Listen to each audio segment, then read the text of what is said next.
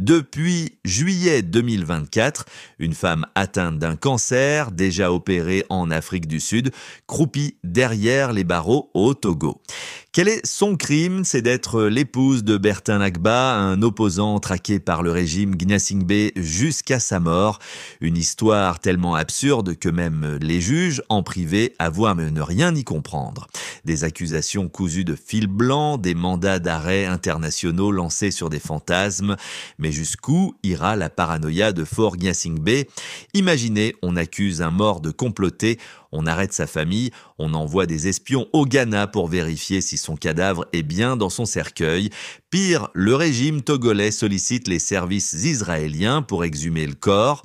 Tout ça parce que Faure Gnassingbé, traumatisé par l'ombre de Bertin Agba, refuse de croire à sa mort. Une folie qui coûte des millions aux contribuables et la santé d'une femme malade, otage d'une vengeance politique.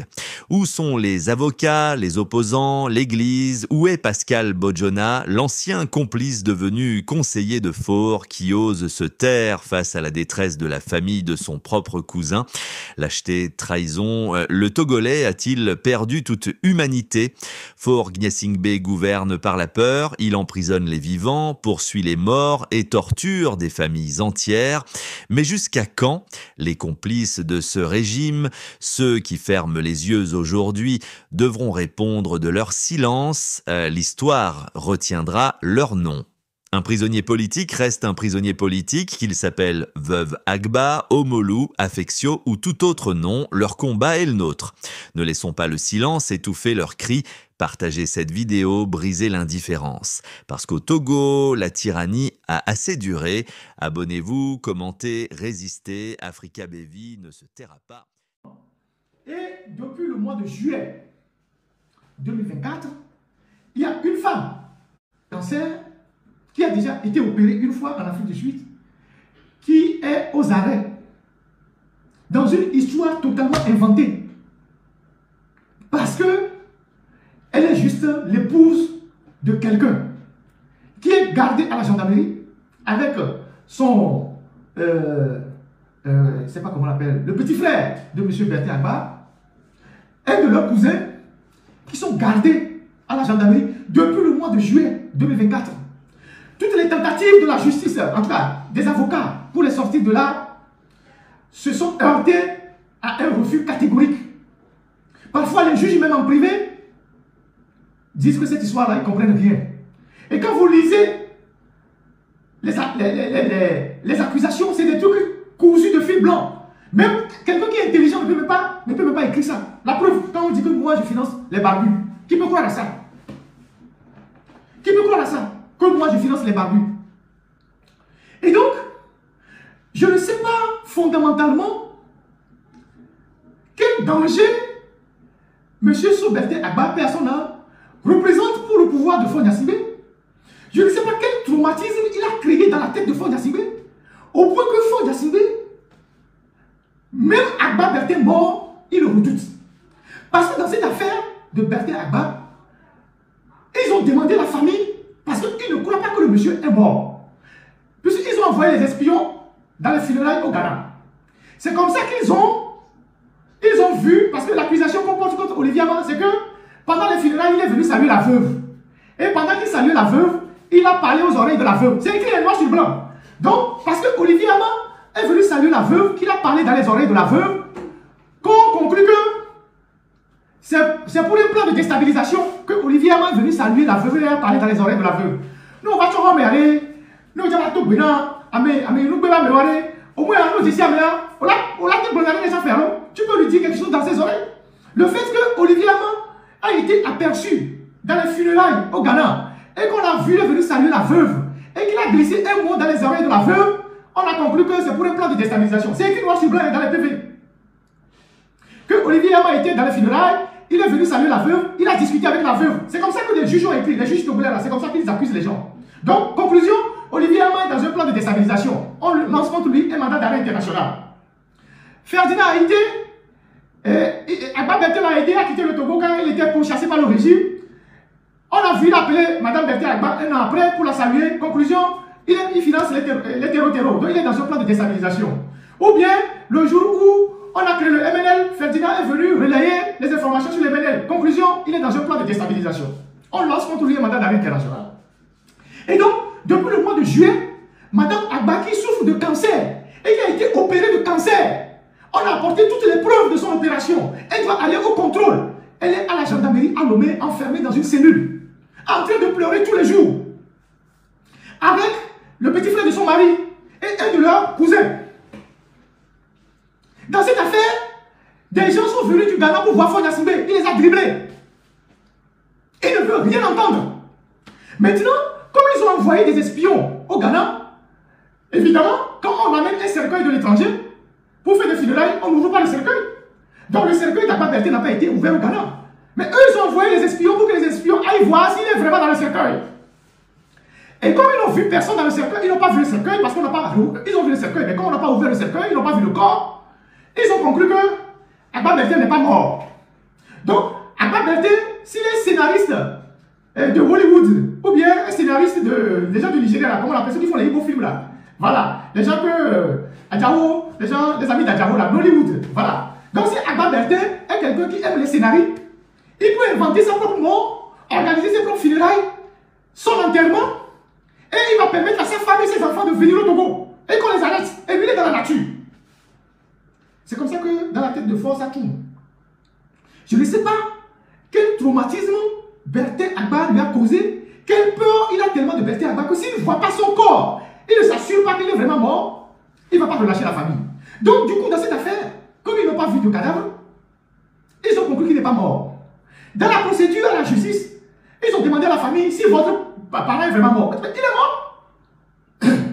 La famille a fourni le certificat de décès dans le dossier. La famille a été obligée de fournir le certificat de décès dans le dossier. Malgré ça, ils ne sont pas convaincus qu'il est mort. Maintenant, qu'est-ce qu'ils font? Et c'est là l'information que je vais vous donner. Et vous allez voir la nature de ceux qui gouvernent le Togo. Et c'est là l'information que je vais vous donner. Et vous allez voir la nature de ceux qui gouvernent le Togo. Et là, qu'est-ce qu'ils font? Comme ils ne sont pas convaincus qu'il est mort, ils ont certainement parlé aussi avec certains membres de la famille qui ont dit on n'a pas vu le corps. Alors là, qu'est-ce qu'ils font? Ils vont solliciter les Israéliens, les gens du Mossad.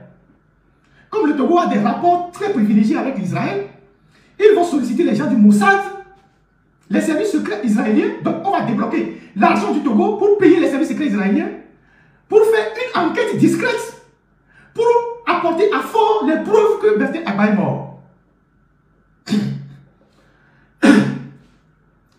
En attendant, on garde la femme et son petit frère. Parce qu'on ne sait pas s'il est dans la nature, il peut nous surprendre. Donc, on garde la femme, malgré sa maladie, son petit frère et leur cousin. Donc, on va solliciter les Israéliens. C'est dans cette phase-là qu'ils sont actuellement. Et on demande aux Israéliens, comme les Israéliens ont les méthodes de barbouze, de faire une enquête discrète pour prouver que Berté Agba est mort. Alors, ils vont faire quoi les Israéliens? Ils vont aller ouvrir le cercueil au Ghana, en complicité avec le régime ghanéen. Ils vont aller faire les prélèvements ADN. Comment est-ce qu'on peut avoir des méthodes aussi diaboliques?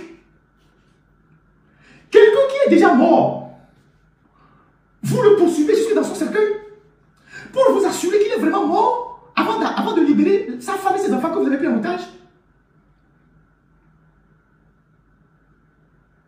Ils vont aller ouvrir le cercueil. Vous voyez les méthodes diaboliques. Est-ce que vous comprenez la gravité de ce que je suis en train de dire? Berté Agba était traqué par le régime togolais, était poursuivi partout par le régime togolais. En Grèce, il a été arrêté. Plusieurs fois, on a tenté de l'enlever au Ghana. Partout où il est passé, le régime était derrière lui. Il n'avait pratiquement plus de vie. On le traquait partout. Et finalement, il est mort par empoisonnement en Afrique du Sud. Un poison violent qu'il a totalement... Malgré qu'il soit mort, enterré, on poursuit son cadavre. On veut aller vérifier dans la tombe si c'est son corps qui est dans le cercueil. Et pour ça, on sollicite les services israéliens. Ça veut dire on va débloquer de l'argent du contribuable togolais pour payer les Israéliens. Pour aller vérifier s'il est vraiment mort. Avant de libérer sa femme. Donc la femme devient un otage.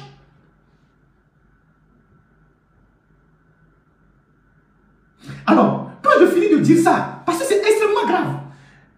Cette information, je l'avais depuis, mais je me dis, on ne peut pas continuer par laisser cette femme là-bas. Parce que la femme, elle est là-bas, sa maladie est en train de se développer, elle ne fait que pleurer, elle souffre tous les jours, et il n'y a personne pour aller au secours de cette femme-là. Qu'est-ce que Bertin Agba a pu faire à Fort Gnassingbé d'aussi grave pour que même son cadavre soit poursuivi dans sa tombe? Qu'est-ce qu'il a pu faire d'aussi grave pour que son cadavre... Mais ils disent qu'ils ne sont pas sûrs que Bertin est mort. Bon, il y a des gens qui ont vu son cadavre. Ils disent que la famille n'a pas exposé le corps de Bertin, que Bertin n'est pas mort. Et il y a des gens qui ont vu son cadavre. Qui a vu le cadavre de Yadema? On peut leur retourner la question. Et qui soupçonne aujourd'hui que Yadema n'est pas mort? Quel Togolais dans son petit coin pense aujourd'hui que Yadema n'est pas mort? Parce qu'on n'a pas vu son cadavre. Quel Togolais pense aujourd'hui que Yadema n'est pas mort? Parce qu'on n'a pas vu son cadavre. On peut légitimement renvoyer la question au Gnassingbé. Quelle preuve nous avons que Yadema est mort?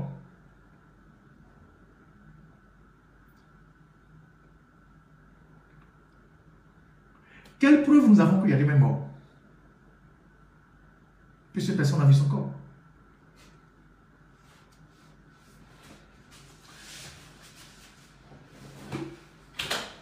Alors, pourquoi on irait déranger quelqu'un qui est mort, déjà d'une mort violente, dans son cercueil? Parce qu'on veut s'assurer qu'il est vraiment mort. Il dérange qui? Il voulait faire quoi à qui? Pour qu'on soit si traumatisé et qu'on poursuive son cadavre. Quand je finis de dire ça, je voulais d'abord interpeller M. Pascal Bojora.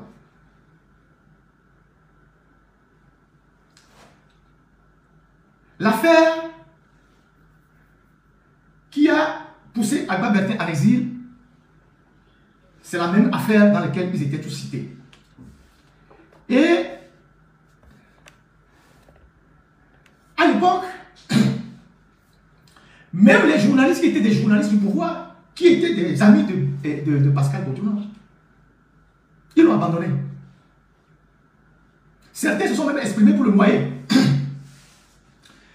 C'est nous qui n'aimons pas l'injustice, qui avons des principes, qui volons au secours de tout le monde. C'est nous qui nous sommes mobilisés en partie pour faire beaucoup de bruit dans cette affaire. C'est nous, à travers beaucoup d'écrits, parfois sous la menace de Massina. Massina a envoyé des gens nous menacer dans cette affaire, qui ont porté le combat médiatique. Nous ne disons pas que c'est nous qui avons sorti Pascal Bojora de prison. Non, on n'a pas cette prétention-là. Mais sur le plan de la communication, nous faisons partie de ceux qui, avec d'autres confrères, se sont battus pour que Pascal Bojora puisse sortir d'affaire. Lui-même, dans cette période assez difficile qu'il a traversée, il a fait des déclarations. Il a dit que lui, il ne savait pas que le système que lui-même, il a conçu, peut se retourner contre lui aujourd'hui. Il a fait des sorties médiatiques, des conférences de presse. Mais, comme la politique a toujours ces réalités qui échappent à certaines personnes, il est retourné dans son ancienne maison. Je ne le juge pas pour ça. Je ne suis pas là pour lui faire le procès de son retour dans l'ancienne maison, tout ça. Non, pas du tout. Il a le choix. C'est lui qui évalue. C'est lui qui sait pourquoi il retourne là-bas. Mais comment lui, aujourd'hui, qui est devenu conseiller de Fort Gnassingbé, peut rester impassible, silencieux, par rapport à ce qui arrive à la femme de son cousin?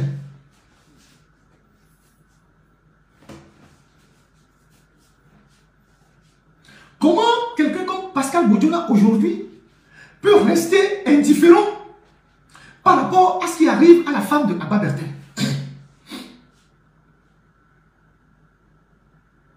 C'est son frère, c'est son cousin.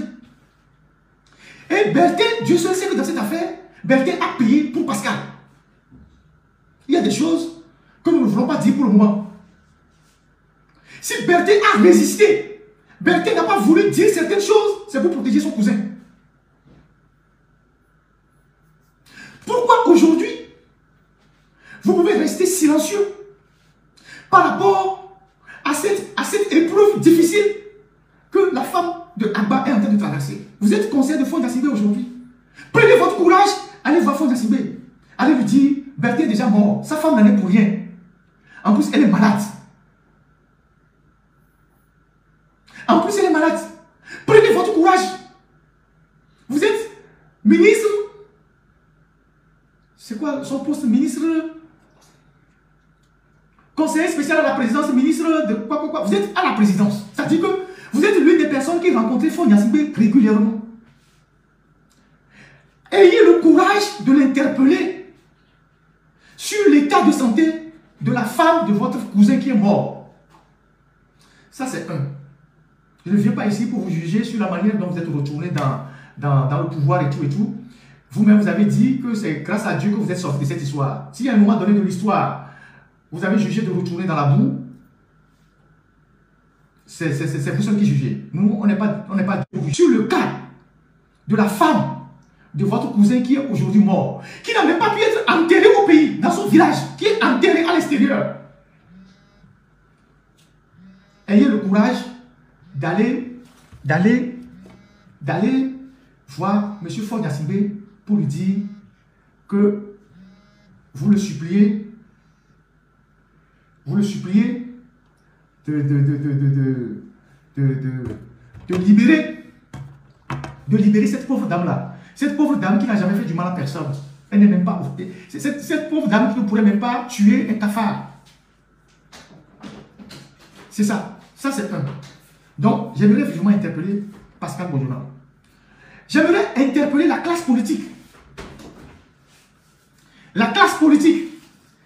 Et quand je dis la classe politique, les gens savent de quoi je parle. Je ne veux citer le nom d'aucun responsable politique. Mais je veux citer la classe politique. Quand vous faites les meetings là, quand vous faites les déclarations, vous parlez des gens qu'on a récemment arrêtés, à Fessio, tous les jours à Fessio. Vous ne connaissez plus la femme de Pascal de Bertin, Agba? Vous ne connaissez plus la femme de Bertin Agba? Vous, les opposants togolais, autant que vous êtes, hein? Parce que j'en sais quelque chose. Non seulement vous n'avez pas eu le courage d'aller au funérailles quand Bertin est décédé, mais aujourd'hui qu'on a arrêté sa femme, aucun d'entre vous depuis 8 mois n'a sorti ne serait-ce qu'un communiqué pour dénoncer l'arrestation de cette femme-là. Dieu seul sait comment vous étiez avec son mari. Un jour, ce sont les enfants de Bertin qui parleront, moi je parlerai par leur place. Je ne serai pas plus réaliste que le roi. Mais autant que vous êtes, vous pouvez dire que vous ne connaissez pas Bertin Agba. Vous pouvez dire qu'il ne vous a apporté aucun soutien dans la lutte politique au Togo. Vous pouvez dire que il ne vous a donné aucun coup de main parce que lui aussi voulait que le pays change. Et comme il n'est pas un homme politique, au moins il est bien aussi pour le changement. Autant que vous êtes. Je parle de la classe politique de l'opposition. Autant que vous êtes. Je ne veux pas vous citer. Peut-être un jour les enfants de Bertin vont vous citer. Mais moi je sais beaucoup de choses.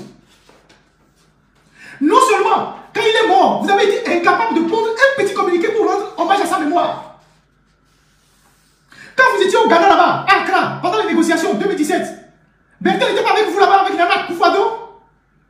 Quand vous allez en Guinée, chez Alpha Condé, Bertin n'était pas là-bas pour vous ouvrir les portes.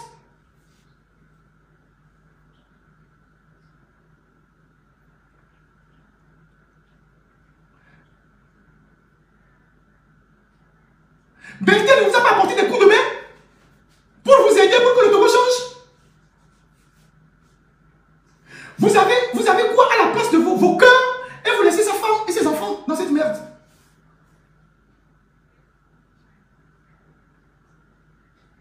Vous pensez que quand Berthier vous apportait du soutien, il n'en parlait pas aux gens? À des gens qui sont proches de lui?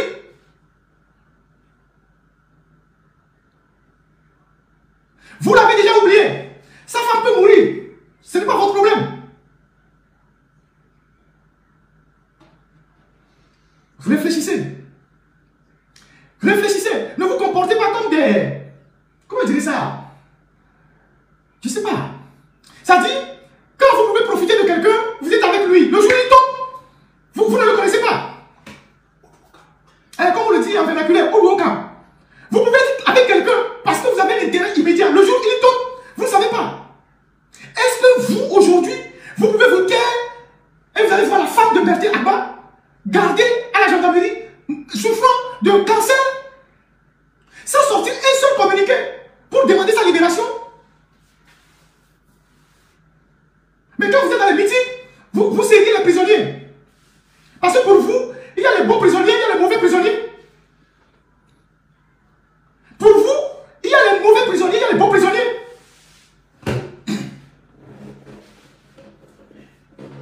Et nous, pour ministre, il y a quoi? Vous voulez qu'on parle? Mais les enfants de Berthier m'ont parlé. Parce que eux, ils vont parler avec les preuves.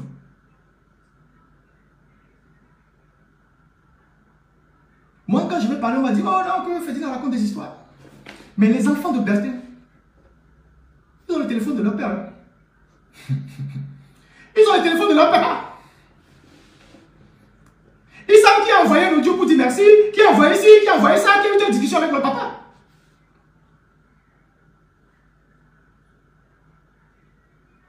Ni boutame. Ni boutame. Quand vous luttez contre le mal, votre lutte doit être totale. Si vous sortez communiquer pour demander qu'on libère la femme de Berthier, il faut vous arrêter. Berthier, lui, il est déjà mort. Si vous sortez communiquer pour demander la libération de la femme de Berthier, il faut vous arrêter. Ou bien vous pensez que Fort ne savait pas qui vous soutenait? Ou bien vous ne savez pas? Réfléchissez. Avant que... Parce que plus cette affaire va durer, vous ne savez pas les choses, vous savez pas ce qui va sortir. Et les dégâts collatéraux qui vont vous toucher. Vous ne savez pas. Mais ce qui est triste, c'est ce que le Togolais est devenu, quoi. Le Togolais est devenu quelqu'un de extrêmement...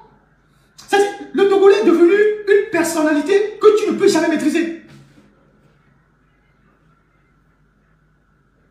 Il avait toi, dès qu'il a les intérêts. Le jour où tu tombes, il fait comme il t'a jamais connu.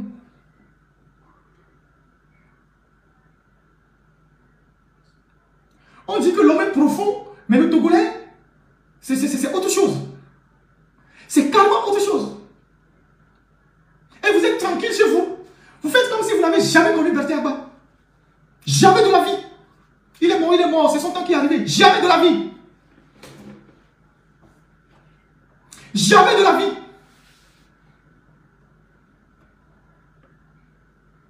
Un jour, ces enfants parleront. La classe politique, je la laisse tomber. Les avocats. Les avocats. Les avocats. L'avocat, c'est le défenseur de la veuve et de l'orphelin.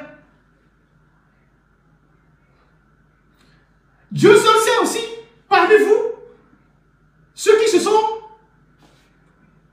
invités dans cette affaire, même sans cette affaire-là, ceux qui ont beaucoup eu les largesses de Berthier Agba quand il était vivant. Tous ceux qui ont bénéficié de ces bienfaits, ceux parmi vous à qui il a confié des dossiers, vous lui avez donné des factures assez énormes qu'il vous a payées. Vous ne voyez pas sa femme et ses enfants si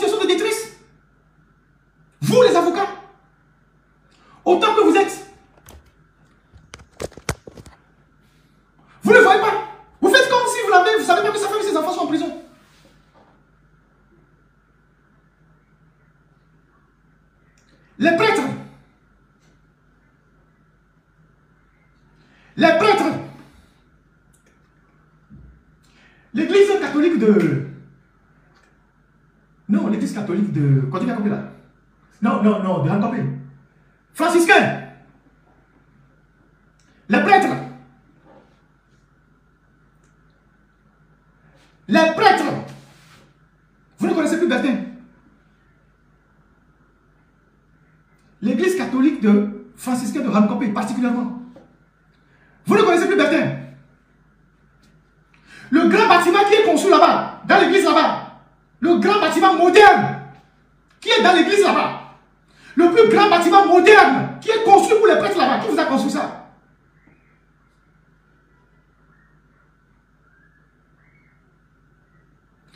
Qui vous a construit ça?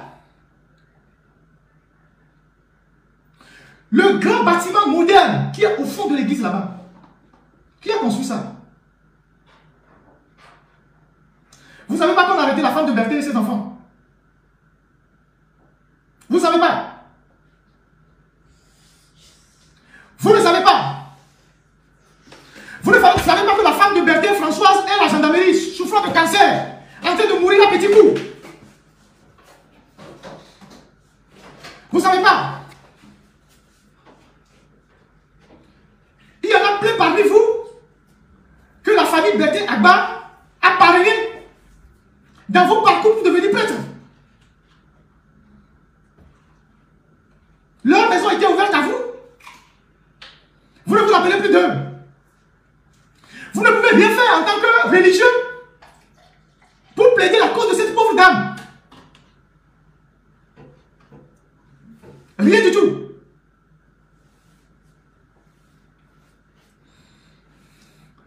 En tout cas, il y a les Ivoiriens qui disent cassement de papo. Cette heure arrivera. Cette heure arrivera. Et ce n'est pas moi qui le ferai. Parce que moi, je suis comme Jean-Baptiste. Je dévance les événements. Ce n'est pas moi qui le ferai. Il y a des gens qui sont au sein du pouvoir, qui sont même dans l'entourage de Ford Yacibé, très amis à Berthe Agba, qui parlent avec lui-même dans son exil. Le moment viendra. On va faire tomber le voile. Le moment viendra. On va faire tomber le voile.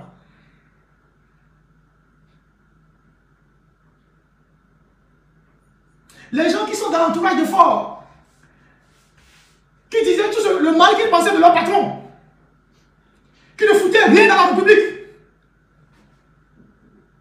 ils sont toujours là.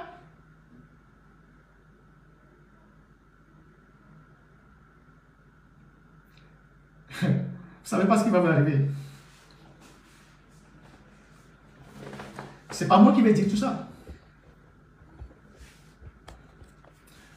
Donc, je voudrais terminer ce live en ayant une pensée pour ce monsieur, pour sa femme qui est toujours en prison, son petit frère, leur cousin ou neveu, pour les enfants qui ne savent pas quoi faire et qui sont aujourd'hui perdus. Les gens qui les appelaient, les gens qui sollicitaient leur service, les gens qui les appelaient partout, les gens qui voulaient de leur aide. Aujourd'hui, qu'eux, ils ont besoin de l'aide, personne ne vient à leur secours. Je parle de Berthe parce que Berthe avait une admiration pour ma personne particulière. Ce n'est pas lié à ce que les gens pensent, rien du tout. Mais il avait une admiration personnelle pour ma personne. Il avait beaucoup de respect pour moi. Ça n'a rien à voir avec le fait qu'il soit, il a de l'argent ou quoi. Ce n'est même pas ça. Ça n'a rien à voir. Il y a beaucoup de gens qui n'ont pas suivi Berthe Agba parce qu'ils disaient que Berthe Agba ne donne pas l'argent. Contrairement à ce que les gens pensent. Beaucoup de gens ont dit, ah, Berthe Agba, il va te baratiner, il va te dire non. C'est ce que les gens... Et les gens Je n'avais pas cette nature de relation avec lui. C'est pour ça qu'il avait beaucoup de respect pour moi. Et c'est la raison pour laquelle je ne peux pas voir sa femme et ses enfants dans la situation où il est, où ils sont, et rester comme si rien ne se passe. Au moins dans les discussions qu'on a, je sais des choses qu'il m'avait confiées, les choses qu'il faisait, et tout ce que lui aussi faisait comme sa part de contribution en aidant l'opposition pour que le changement arrive au Togo. Je sais beaucoup de choses. Et j'ai été scandalisé quand il est mort, que personne dans la classe politique n'a sorti ne serait-ce qu'un petit communiqué, ne serait-ce que pour saluer sa mémoire. Aujourd'hui que sa femme et ses enfants sont dans une situation inextricable, tout le monde ferme les yeux, comme s'ils ne les ont jamais connus. Si vous êtes ingrat dans la vie, Dieu ne vous ouvrira jamais des portes. Si vous êtes méchant, ingrat dans la vie, vous ne réussirez jamais aucun projet. Parce que l'ingratitude n'est pas loin de la sorcellerie. Il n'est pas reconnaissant. Il est capable de te tuer. Si tu es ingrat dans la vie, Dieu ne t'ouvrira jamais aucune porte.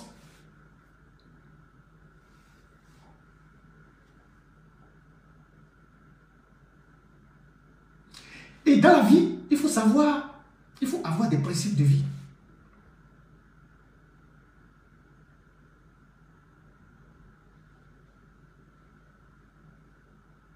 Continuez pas à crier et à faire la différence entre les prisonniers. Continuez pas à prendre la parole publiquement et à faire comme vous ne reconnaissez pas certaines personnes qui sont en prison. Moi, quand je viens parler ici des prisonniers, je parle de Moulou. C'est un combattant. On ne peut pas l'oublier en prison. Je parle de tous les jeunes du PNP qui sont en prison, ou au titre de révolution PNP qui sont en prison, donc il y a une dizaine qui sont morts. On ne peut pas les oublier. Je parle même des prisonniers de la famille Nassimbe, les Pacha Nassimbe, les Chats Azumaro, parce que ces gens-là, ils sont des Nassimbe. Si on les traite comme ça, nous qui sommes, je ne sais pas comment on dit ça, si on traite le bois sec comme ça, le bois vert, qu'est-ce qu'on va faire? Les gens qui sont même dans la famille Nassimbe, on les traite comme des chiens. Vous pensez que nous qui n'avons aucun lien avec cette famille-là, qui dénonçons ce régime, si on nous arrête, c'est comment on va faire? Quand je parle des prisonniers, je parle de ce jeune homme qu'on a arrêté il y a 6 mois, 7 mois, qui s'appelle Affection. Je ne le connais nulle part. Mais je parle de lui parce que c'est quelqu'un qui est engagé qu'on a arrêté. Et quand je parle des prisonniers, je parle de la famille Abba. Parce que ces gens ne méritent pas d'être là-bas. D'où vient que quand la classe politique togolaise veut se prononcer sur les prisonniers, ils oublient certains.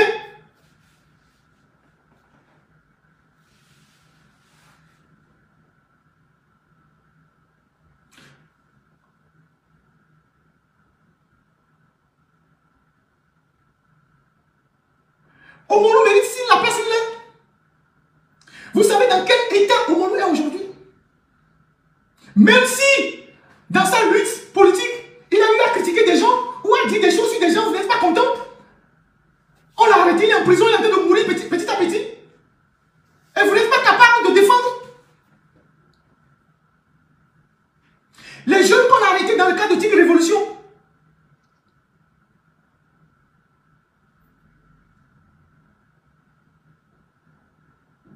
nous devons vraiment faire un examen de conscience. Si vous êtes méchant, si vous n'avez pas le cœur pur, ce que vous cherchez dans la vie, Dieu ne vous ouvrira pas des portes. Qui n'a jamais fait du bien dans sa vie et il a reçu de l'ingratitude? Ça ne nous empêche pas de continuer à faire du bien. La vie est faite de ça. Nous sommes venus sur la terre, on rencontrera toutes sortes de personnes jusqu'à la fin de nos jours. Il y a des gens à qui vous ferez du bien, le soir même ils vont vous poignarder. Il y a des gens à qui vous donnerez tout, le lendemain ils vont vous poignarder. Ça ne vous empêchera pas de faire du bien. Un prisonnier politique est un prisonnier politique.